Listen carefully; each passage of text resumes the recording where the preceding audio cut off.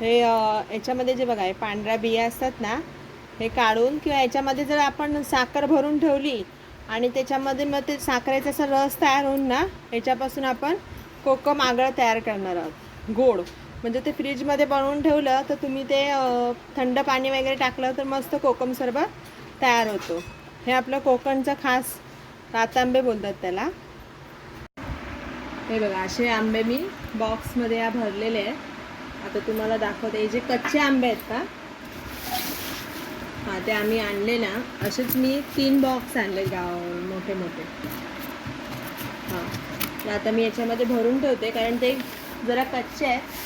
असे भरायचे आणि त्याच्यामध्ये फक्त आपण गवत टाकायचं म्हणजे ते आपोआप पिकतं. पण त्याला असं अधूनमधून आपण हलवत राहायचं आंब्यांना, म्हणजे ते व्यवस्थित तयार होतात. ही बघा माझी एक पेटी